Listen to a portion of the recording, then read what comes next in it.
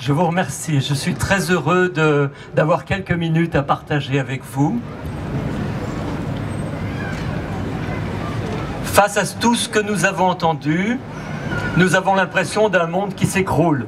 Et je pense qu'il y a 20 ans, sur la même place, il y avait sans doute des gens qui exprimaient la même chose sur l'écologie environnementale. Ce que nous voyons en ce moment pour l'écologie humaine, c'est ce que nos prédécesseurs, il y a 20 ans, ont vu pour l'environnement. De même qu'il y a 20 ans, les gens, tout d'abord peu nombreux, puis petit à petit de plus en plus nombreux, ont pris conscience que notre environnement est un cadeau merveilleux dont il fallait prendre soin, mais qu'il y avait des règles à suivre pour cet environnement. Et bien de la même manière, aujourd'hui, encore peu nombreux, nous nous rendons compte que l'environnement humain est vulnérable. Il faut en prendre soin. Il y a des règles à suivre et notre philosophe nous l'a bien montré. Il y a des règles pour que notre humanité soit heureuse. Donc, à mon avis, nous sommes des précurseurs ici du grand mouvement d'écologie humaine.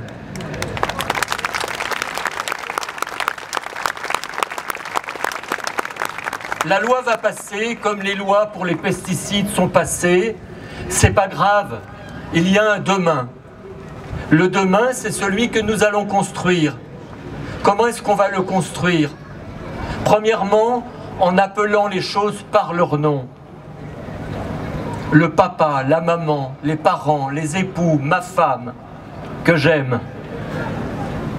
Évitez le néolangage. Évitez de parler de partenaires, de toutes ces sortes de choses. Il n'y a pas besoin de faire la guerre. Il suffit d'appeler chaque chose par son nom, comme l'ont fait les résistants dans les pays communistes et qui ont ainsi gagné après des années d'efforts. Donc, premièrement, parler en vérité, paisiblement, être amis de tous, parce que les gens nous aiment, parce qu'ils savent que nous avons un esprit simple, des idées simples. Moi, à la fac, j'ai remarqué que quand je disais des choses simples, à la fin du cours, tous les jeunes étudiants me fondaient dessus pour me remercier. Qu'ils soient chrétiens, musulmans ou non-croyants, on aime ce qui est vrai. Et donc, nous sommes la force d'aujourd'hui et de demain. Nous qui sommes amoureux de la vie. La deuxième chose, c'est que nous, médecins, infirmiers,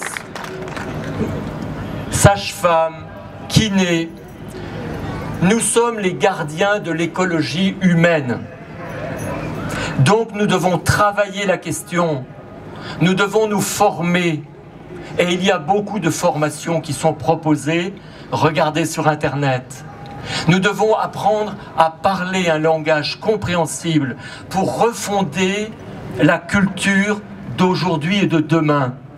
Car vous savez que, par exemple, lorsqu'au Sénat, on a proposé la loi sur la recherche sur l'embryon, il y a eu un seul sénateur qui a voté non.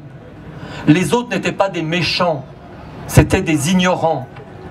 Mais comment peuvent-ils savoir? Parce que si on nous interroge, pourquoi pas la recherche sur l'embryon? Nous allons balbutier.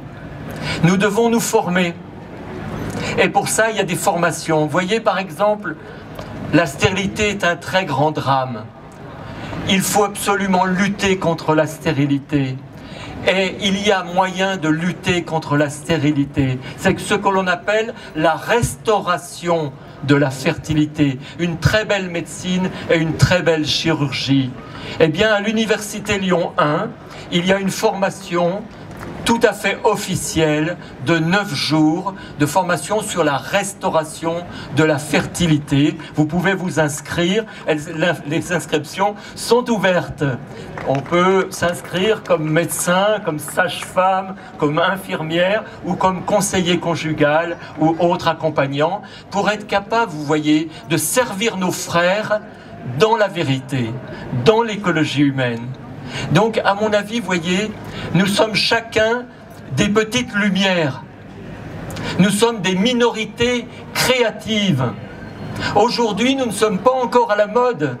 L'écologie environnementale n'était pas à la mode il y a 20 ans. Mais dans 20 ans, nous serons, si nous travaillons, des minorités devenues majorités créatives, parce que le bien fait du bien, le beau fait du beau, le vrai fait du vrai. Et à l'université, on pourra enfin revenir à la vérité. L'université, vous vous rendez compte, un lieu où on doit enseigner ce qui est universel. Mon Dieu, que de choses tristes sont enseignées. Mais il y a la place toujours pour un petit endroit de vrai, de beau et de bien. Il faut simplement, paisiblement, avoir confiance en nous. Demain et après-demain, il est ici. Il est en vous, pourvu que nous travaillons ensemble dans la vérité. Je vous remercie. Merci à vous, professeur René Cochard.